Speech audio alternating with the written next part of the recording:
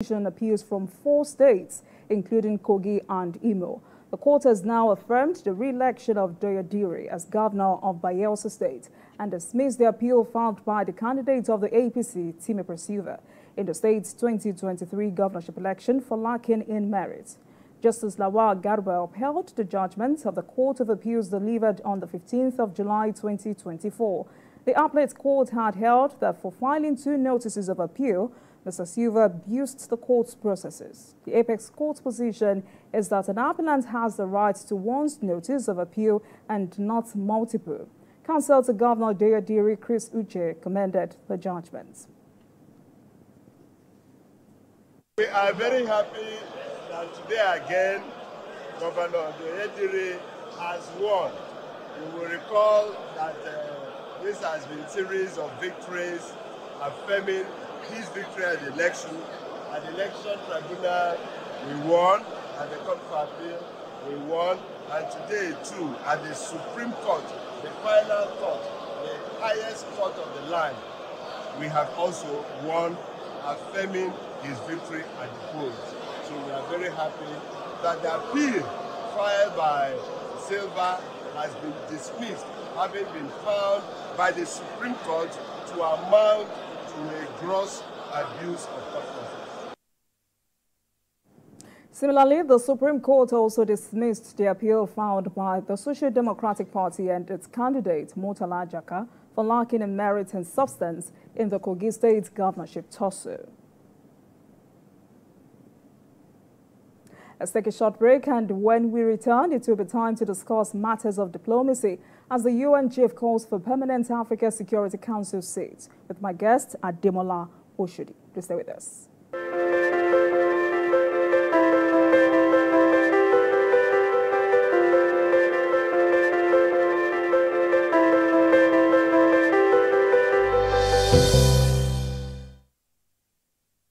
Welcome back, everyone. The United Nations chief has called for the UN Security Council to reform its outdated structure and assign Africa a permanent seat at the table, stressing that the continent is underrepresented.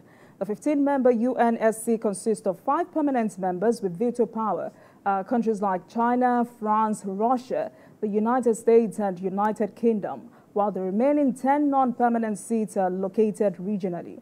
The 10 seats include 3 seats for African states, 2 each for Asia Pacific, Latin American and the Caribbean, Western Europe and other states, and 1 for East Europe.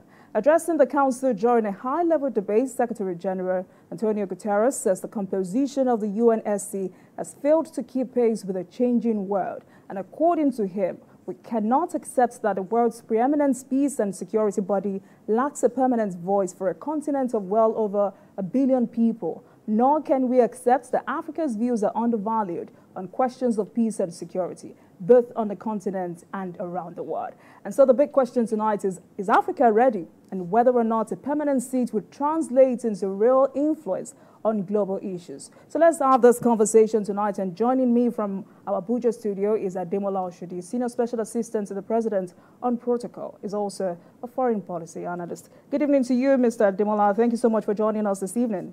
Welcome to Politics Tonight. Good evening. Thanks for having me. Right, so nearly 80 years after its creation, how do you describe this historic injustice of Africa's non-representation in the permanent category and underrepresentation in the non-permanent category? Do you agree with Sierra Leone President Julius Maada Bio and others who have called this a direct outcome and continuing legacy of the wrongs of slavery and colonialism?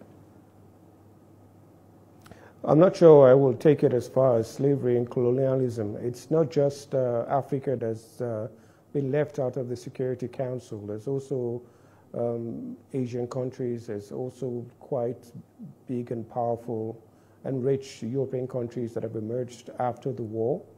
The UN was created after World War II for the victors of the war.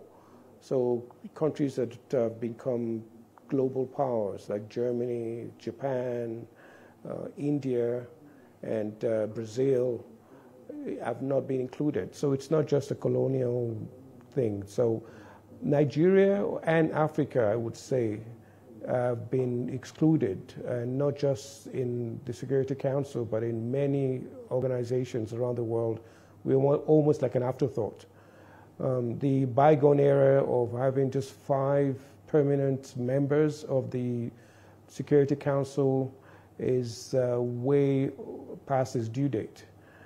We need a situation whereby reform is definitely in the offing. A situation whereby Africa will have a seat there, not just a seat, but have a permanent seat, and be able to deliberate with all the other great powers. Africa has a population of over 1 billion people, led by Nigeria, Ethiopia, South Africa, and the rest. It is quite a disservice for the continent to be underrepresented in such an esteemed council. And this is the clarion call that nations that are emerging and that are quite powerful in their own right, whether regionally or continentally, should have a seat on the table. Because as one of my friends used to tell me, if you're not on the table, then you're on the menu. So we need to be on the table.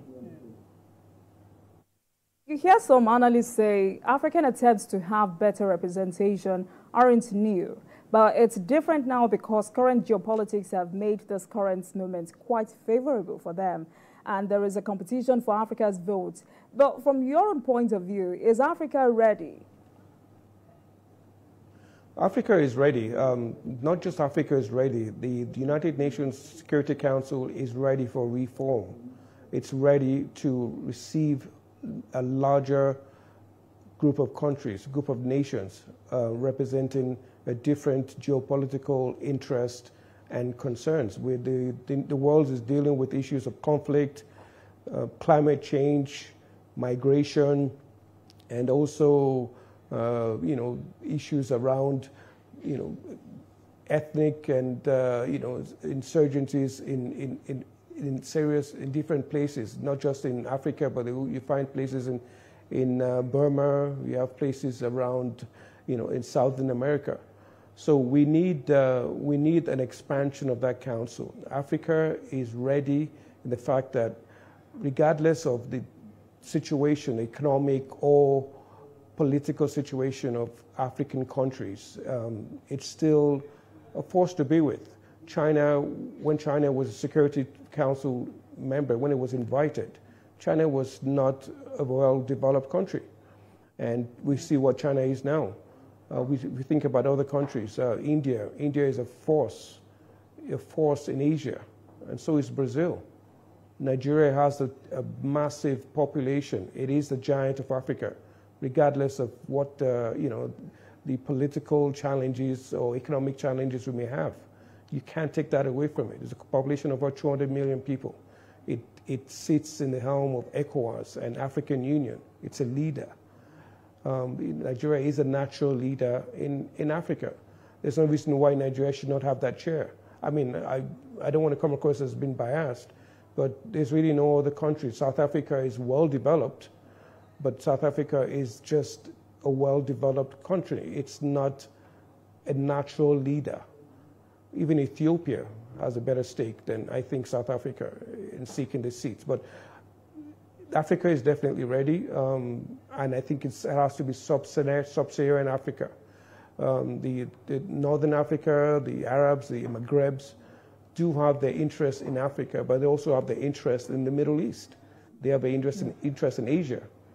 So African continent, sub-Saharan Africa should be well represented as a permanent member on that council. But if we're to look at it from the angle of representation and influence, would a permanent seat translate into real influence on global issues, or would it be largely symbolic without meaningful power?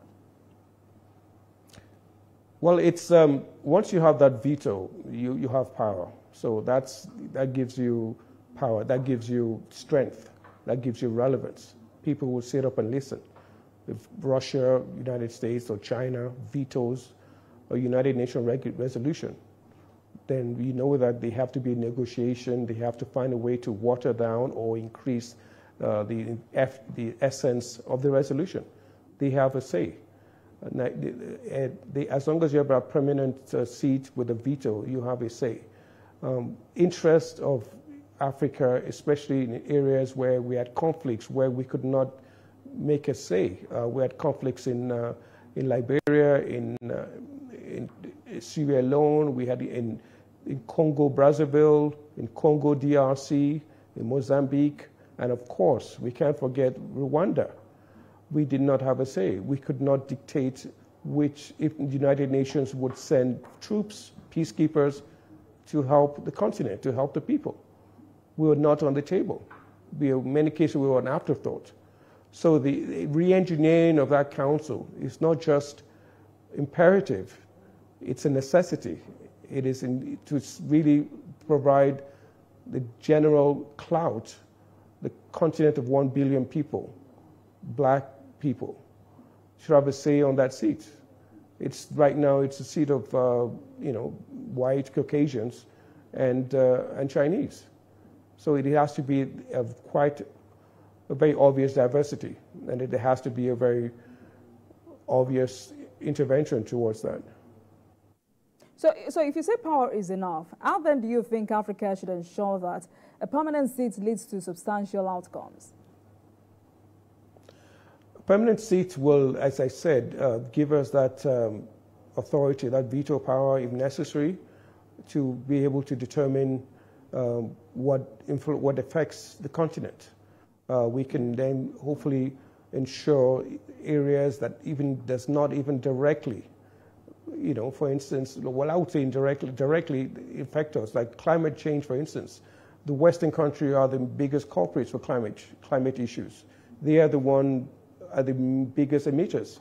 But Africa and the global South are the ones that are getting the brunt of it. We don't have the economic power to leverage ourselves against it, to protect ourselves. Our beaches, our rivers, our deserts. There's tremendous amount of anguish of the change in the climate. Weather's getting really hot, or it gets really, really wet. It gets flooded. People die, and this causes insecurity. It's a national security issue. We have people migrating from different parts of the country or the continent for a better life, which causes stress with the indigents or the natives of those places. So with a seat in the United Nations, we can better address our unique challenges and ensure that we are on that table, and we are, basically our words, our intentions are well taken care of. So it's I cannot stress it enough that Africa's seat has to be on that table on a permanent basis. We are well underrepresented in global affairs. We are quite an afterthought, and it's time for things to change, to have more equality in decision-making that affect not just Nigeria, Africa, but the general, Earth. We have to be there as a big player, in getting our word in. I mean, if you would agree with me, criteria for selection is something that may look like a challenge. So how will the continent decide which African country will represent the entire region? Should the seats be rotational among African countries, or should a specific country permanently hold the seat? What exactly are the criteria for selection? That's the challenge. That is the challenge. Obviously, you can't have Nigeria without South Africa complaining, or Egypt there without, Algeria, or even, Ethiopia. And, you have other, emerging economies, we have that are actually have a lot of clout with their colonial masters and with also regional blocs in Africa. So how is it done? As I said, Nigeria is a natural leader.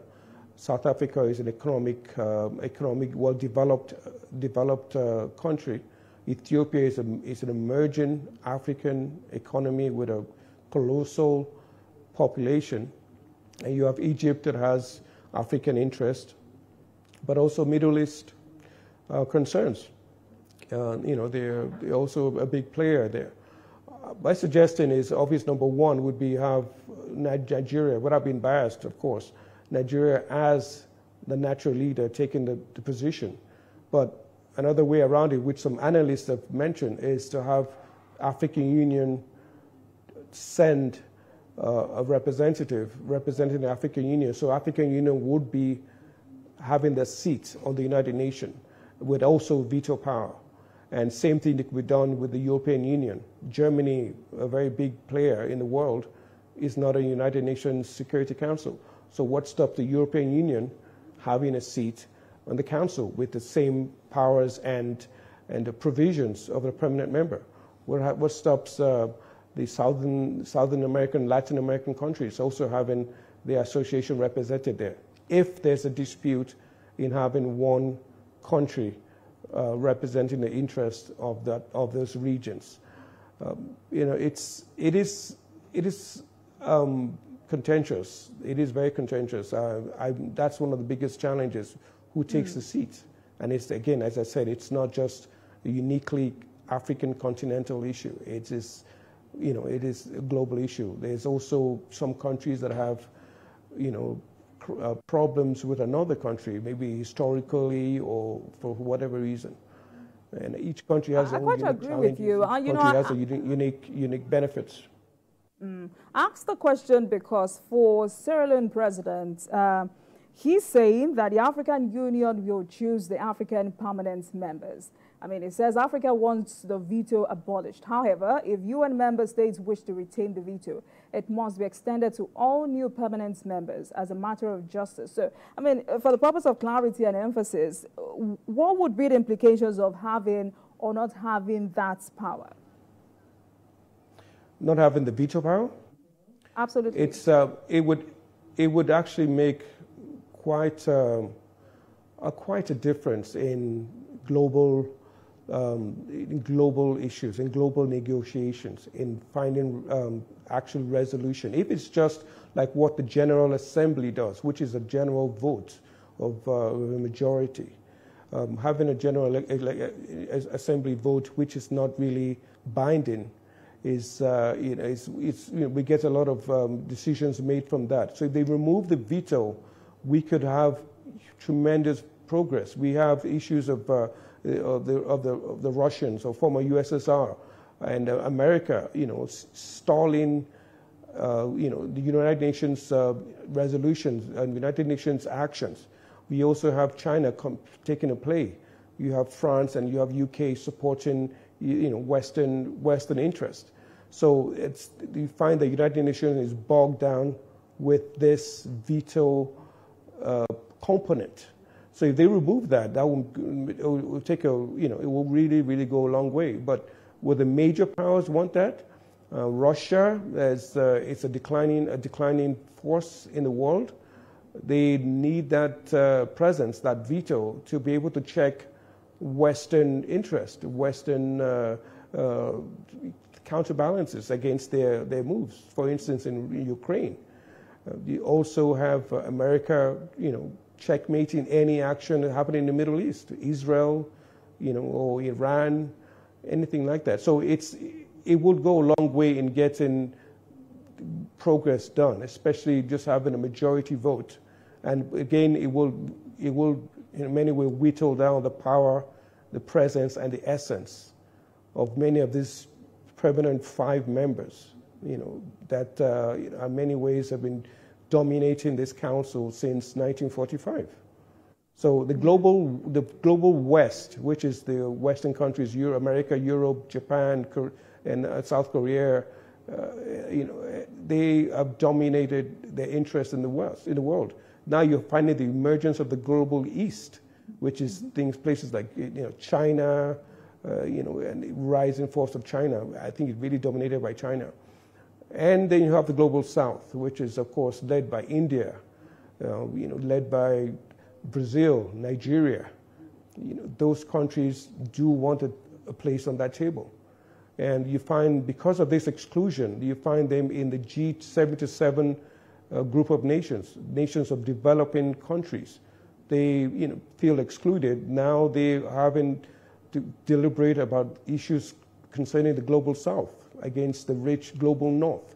So bringing them in and their interest into this enlarged, reformed Security Council without a veto, I hope, should have progress. We should have more of a democratic institution there rather than the bygone era that is seen in the Security Council at the moment.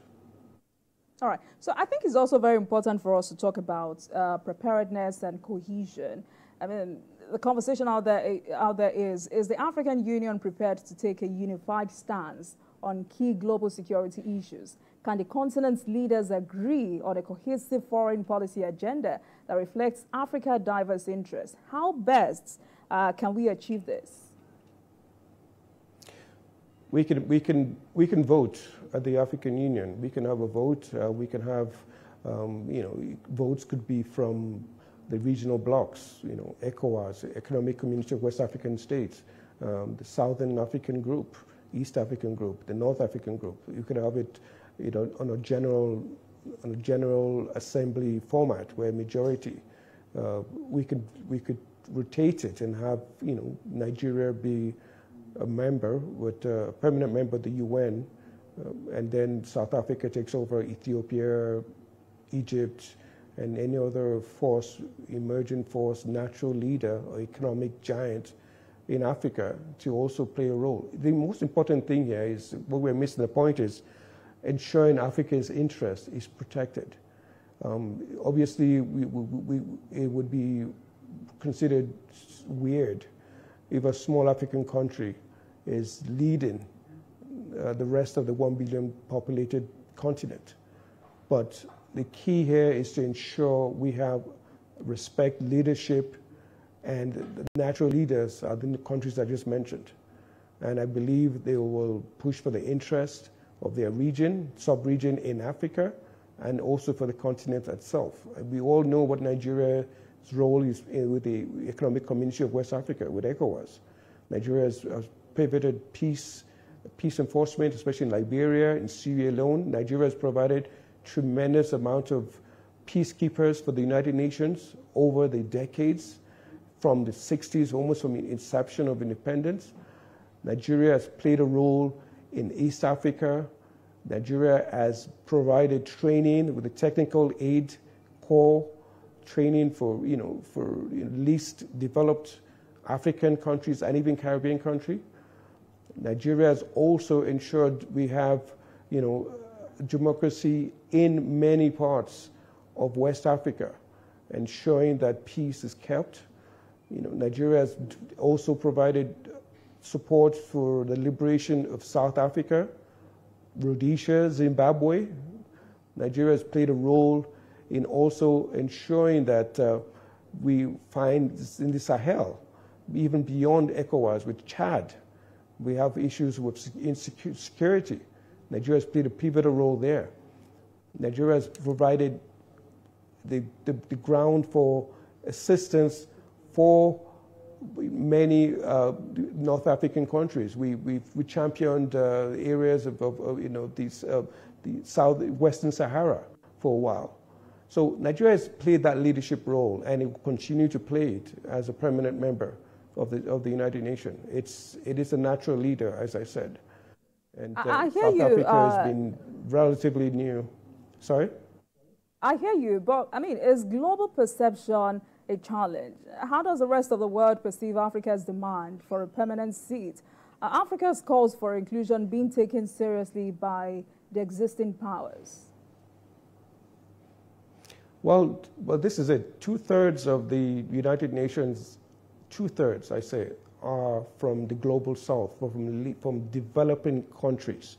They are the majority. They really are the majority. I mean, so why shouldn't they have a bigger say? Africa is another big giant of 1 billion people. How does that count as a continent, as a race that should be excluded? And it is they would, I hear people say that power is not given a la carte, it's not given on a platter. You have to fight for it. I don't see those big five permanent members given it easily. But they need to understand that the world has changed. The world is now not just the West. We have the rising power of China. We have the rising power of India. We have, a lot of attention from Saudi Arabia, a big Middle East power. There's also Brazil calling shots. It's not just one state, one dominant state influencing the rest of the world anymore. There are big rising powers, and we have to take that into consideration. It's just it's a necessity in international affairs, whereby if you want peace and harmony in a world whereby things are changing, affecting everybody. We live in a very interrelated world with issues of climate change. How do you address climate change when the emitters are the ones controlling the reins of power?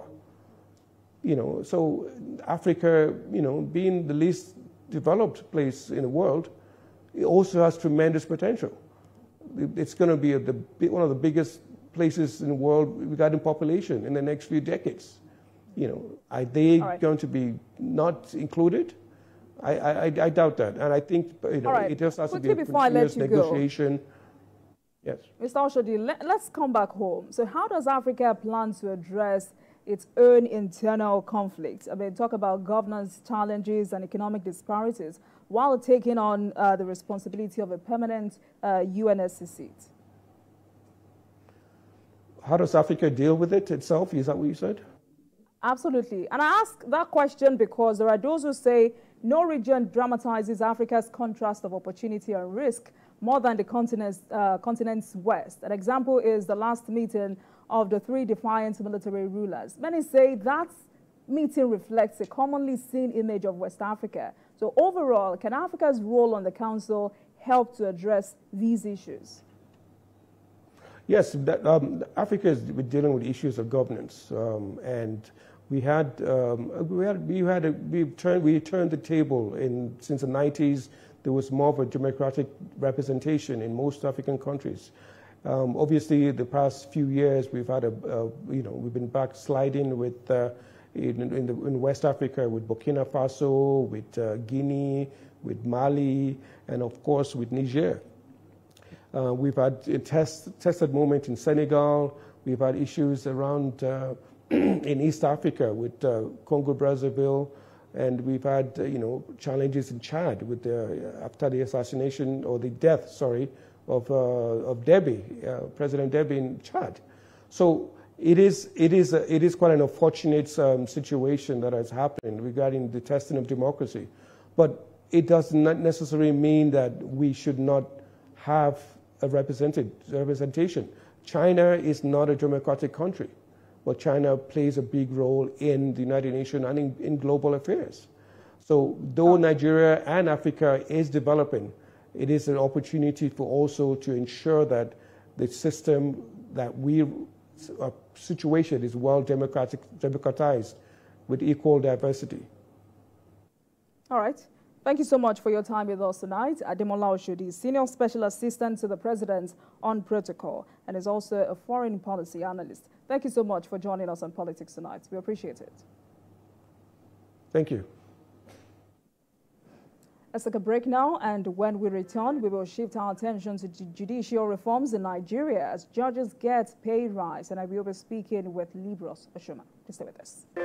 Everyone, President Bola Tinubu on Friday administered oath of office on Justice Kudirat Kekereekun as the acting Chief Justice of Nigeria, pending her confirmation by the Senate.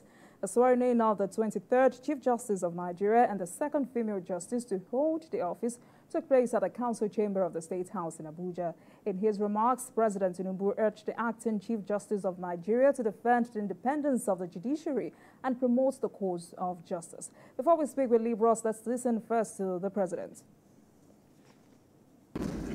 Nigeria's acting Chief Justice Kudirat Olatunji come to this position with an admirable family and professional belief. Over the years, she established a respectable and incorruptible reputation within the bar and the bench, which assert the cause of justice. A better judiciary is for the benefit of the entire nation. Whatever the shortcomings that we see today, we're all members of the society. So if we want to see improvement, let the improvement start with each and every one of us and our approach to justice. Let us all also have faith in the system. And then we'll also be more particular about the process of appointment. I know it gives a lot of concern, discipline on the bench and the bar as well. All these things are aspects that we will look into. Let's now speak with Libros Oshoma, a lawyer and public affairs analyst, on this latest developments in the judiciary. Good evening to you, Mr. Oshoma. Thank you so much for joining us this evening. Thank you. Yeah, good evening. Good evening, my pleasure. So we've seen the exits of Justice Kayode Ariwola and the swearing in of an acting CJN, Justice Kekereekun. But Justice Ariwola is leaving the profession with very strong recommendations. So I'd like us to start from there. What do you make of these major recommendations? You see, every Chief Justice that leaves would always make recommendations on what we should do. But unfortunately, it seems as if the judiciary, the politicians, day in, day out, year in, year out, are consistently, be turning the judiciary into a paper tiger. It's almost as if the judiciary that's supposed to be the last hope of the common man, the politicians are gradually turning it, if not have turned it, to the only hope of politicians these days. And no matter how good a judge is, the misgivings and the negativity, the judgments, the negative judgments that pervades the land, coupled with some political decisions that have been taken by the Apex Court, always have a way of rubbing off generally on the entire gamut of the arm of government, to the extent that people now think that there are no good judges, despite the fact that you still have a lot of good judges. And so recommendations for me, we should start from, really, if we truly want to look at it, you go to third schedule, the third schedule, part 1 of the third schedule of the Constitution. That's looking at paragraph 20. That's, for me, it's where we need to start from. That's really, it's where we need to start from. The NJC, it's saddled with the responsibility of cleaning the urgent table. And when you have a situation where almost 80 to 85% of the members of the NJC, by virtue of that paragraph 20 of part 1 of the third schedule, about 85% of the members are appointed by the Chief Justice of the Federation. This current set of leaders, when they were in opposition, they made robust recommendation on how the powers of the NJC should be whittled down. The powers of the CGN to appoint members of the NJC should be whittled down, coupled with the fact that the NJC should be allowed to sit just like a normal regular court, instead of sitting on ad hoc basis, so as to look into the issues of disciplinary measures against sitting judges. In the absence of that, there would be a whole gamut of impunity piling upon each other, and before you now deal with one, you will have about 500 resting on that, and so it becomes impossible, to take care of all of them. So that's basically, for me, what I see. Do you consider this as the major task ahead of the new CJN?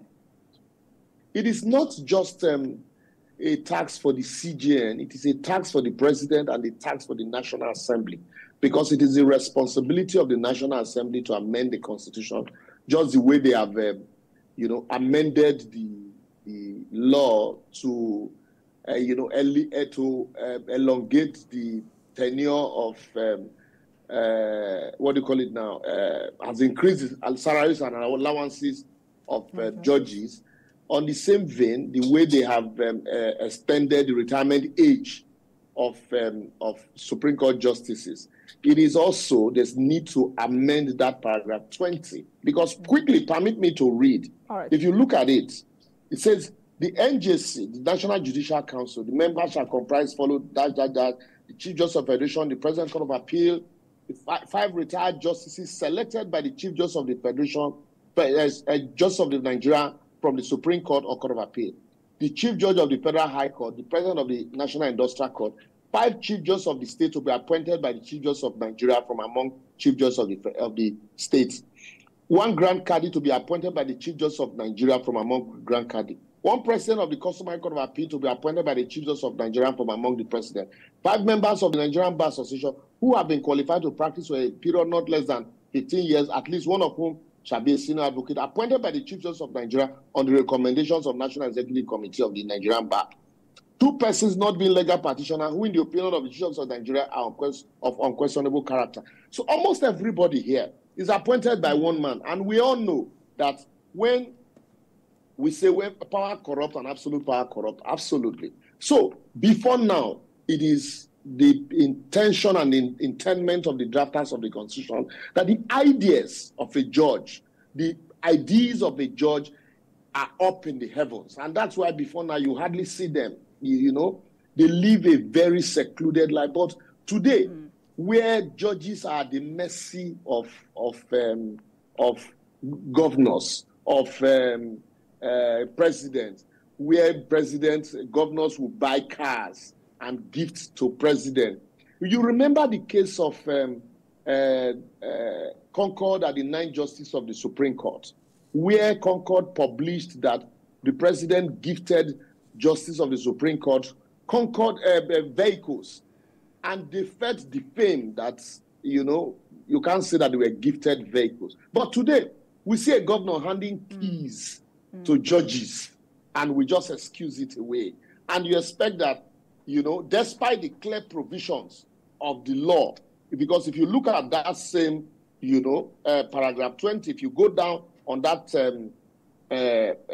paragraph and then you look at the functions of the NJC, you will look at, if you look at the powers of the NJC to collect, control, and disburse all monies, capital, and recurrent for the judiciary, to advise the president, to appoint, dismiss, and exercise disciplinary control over members and staff of the council, control and disburse all monies, capital, and recurrent for the service of the council, deal with all matters relating to broad issues of policy and administration. So when you look at all of this, these are powers of the National Judicial Council vis-a-vis the powers of the NJC. So when you look at the powers of the NJC and it deals with having to discipline judges, appointment of judges and the rest, and their finances of judges, and then you now see a governor gifting judges vehicles, so, and as if the money is his own. And sorry. How detrimental? Sorry, quickly. All right. Sorry, and so then you now talk about appointment of judges. How are they appointed? You know, so when these things are appointment of judges these days, if you listen, you follow Professor Odi Kalu. If you, hello, can you hear me? Yes, I can. Please go ahead. So if you follow, if you are a follower of Professor Odi Kalu, you will see that over time, what do you call it? There have been this cry on appointment of judges and the way our judges are appointed, and you know, in some cases, the appointment of judges has been turned to what do you call it now? Family issues, where the judge retires, they appoint their children and their daughters, and you know, all what have you. You know, so when you have all of those issues, appointment of judges.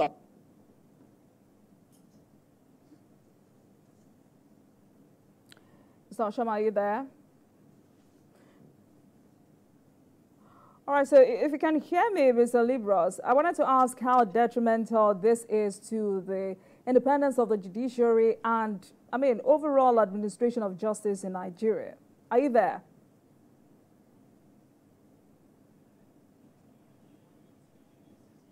Mr. Oshama, can you hear me?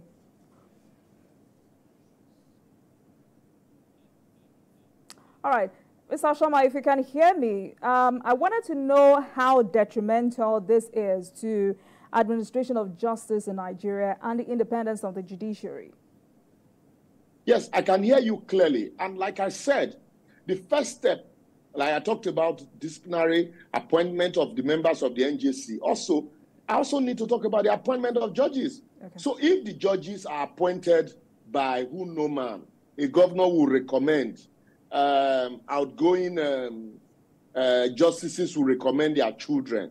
In such situations, it becomes a hereditary system of government where, to discipline. Who are you going to discipline? The politicians who influence the appointment of the judges when they err or when they run foul of the law. How will the judge, the same people who are going to discipline politicians who are appointed by the politicians, they are remunerated by the politicians, they are gifted vehicles by the politicians. So how do you expect such judges to discipline, or to disagree with the politicians when their matters come before them? That is how detrimental it is. So we need to go back to look at not just the law now, but also the orientation and the ideas behind, having judges of, unblemished record. And not just because, your children have been at home or they've been practicing law, they are called to bar. So you just, that pride of, saying that, my daughter or my son is a judge or my wife is a judge. It shouldn't be. It should be reserved for people who truly merit to sit on the bench. People whose ideas are up in the heavens. It's not necessarily also, it shouldn't just be for people who are, practicing lawyers. There are lecturers who have also excelled in the profession, who have also records are unblemished. They also can be appointed to the bench. Justin Taslim Olawale Elias was appointed as the Dean of UNILAG, straight from UNILAG to the Supreme Court bench. Until date, he's one of those judges that had distinguished themselves, exceedingly well at the Supreme Court. His ideas, his name still rings a bell in the gold of time. It still shines bright in the gold of time as a jurist, and not just in Nigeria, at international platform. All right. I want us to talk about enormity of cases and appeals taken by the Supreme Court. I mean, do you agree that the Supreme Court judges are overburdened? My former boss, Festus Keyamu SAN, when he appeared before the Senate committee that was screening him for ministerial appointment, he did say something, made robust recommendation, and unfortunately now nobody's looking at those recommendations. That there's need for us to have regional Supreme Courts. It is not every matter that should come before our Supreme Court. Let me quickly give you an example, and shamefully so. The appeal against the Code of Conduct Tribunal ruling or judgment on August matter was delivered. The judgment was delivered in 2019. The appeal was filed in June 2019, or May or so, 2019. Do you know that appeal that was filed in 2019 shamelessly came up for the first time this week? Since 2019. Wow. That is a former Chief Justice of the Federation. So if a former Chief Justice of the Federation's case can take 5 years to sit idle in one place, it didn't even come up for mention, not to talk of, okay, for 5 years. So not to talk of the everyday person. And the funniest part of it is that you're still a chicken. You are tried at the lower court and the judgment is delivered and it does not, augur well with you. There's an allegation that somebody is still a chicken. I'm just giving you an example. The lawyers will appeal up to the Supreme Court. So that appeal for minor criminal offense and the appeal for serious matters, constitutional matters, are lying side by side at the Supreme Court. That is why in 2024, the Supreme Court will give you a date for 2027 because the court is overburdened. Let me tell you the enormity. Let me describe it for the benefit of our listeners and our viewers. Of all you have in Lagos State, for example, you have about the Lagos State High Court have about 70-something courtrooms. And then, apart from the Lagos State High Court, you have the National Industrial Courts. Then you have the the Federal High Courts. So cumulatively, you have more than 100 courtrooms in Lagos. And cases are recorded and registered and filed in these courts every day. So the appeals from all of these courts, we go to 2 rooms of Court of Appeal in Lagos, the Lagos Court of Appeal. Appeal from all of these courts. Yes, you might have 5 panels, but they have 2 rooms, 2 courtrooms. They take turn to sit. These are the people that will hear. So it is replicated across the various divisions like that. And then appeals from all of these Court of Appeal division, we go to just 3 courtrooms of the Supreme Court. 3 courtrooms. You can have 10 panel, but they will take turn to sit. Tell me how many times they go get to take care of the cases timelessly. So that is why we need to have regional Supreme Court. Not every matter should go to the Court of the Supreme Court. That is why now also, because the election, political matters, election matters, pre-election and post-election matters are time-bound. They are statutorily time-bound. You find the court, bordered with, weighed down with political matters to the detriment of every other matter that is in that court. So every other matter will take the back seat, while the political matters will take the front seat. Because also, lawyers that are angling or they are struggling or that want the requirement of becoming a senior advocate, you must have, have cases at the Supreme Court and the Court of Appeal. Frivolous appeals also are filed just for the application of sanction. So all of this will add to the already existing cases there. Mr. Why would the judges be overburdened? Justice Ariwoola has highlighted the need for virtual filings, comprehensive e-filing system. So how crucial is this to the administration of justice in the country? And it ultimately, applies to lower courts as well.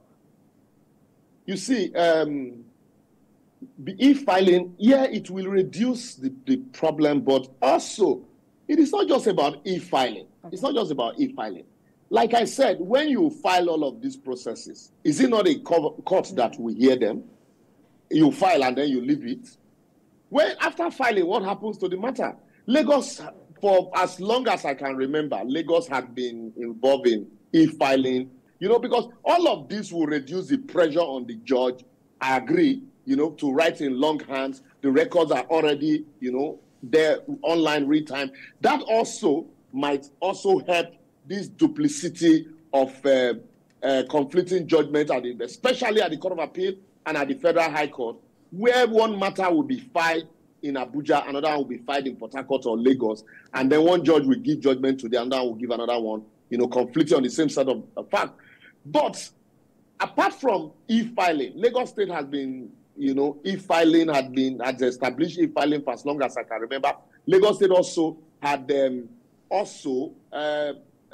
be at the forefront of virtual hearing of matters. You can be anywhere and testify, in Lagos courts, provided the lawyer will apply, But the Lagos State also had, by practice direction, created segmented courts for as long as 20 years ago, where you have various divisions of the court. So you already know the division that your matter is going. But the question is, with the number of cases, the more judges are appointed, the more the cases keep coming. Despite the fact that even Lagos State also introduced alternative dispute resolution to reduce the pressure of cases filed.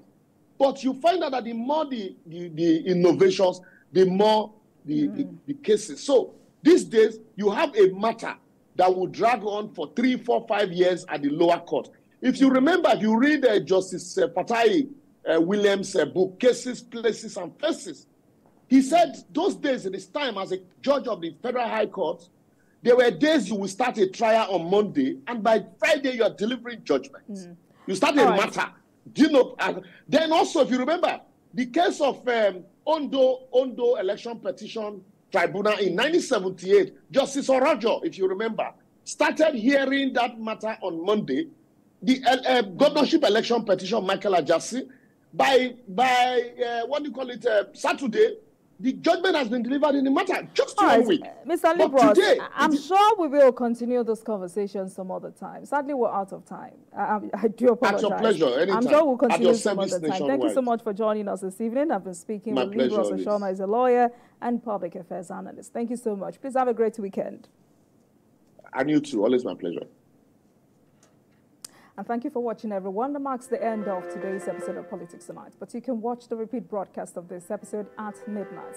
Get in touch with us on our social media handles, Facebook, Instagram, and X at TVC News NG and at Olajumoke using the hashtag Politics Tonight. We're also on YouTube at youtube.com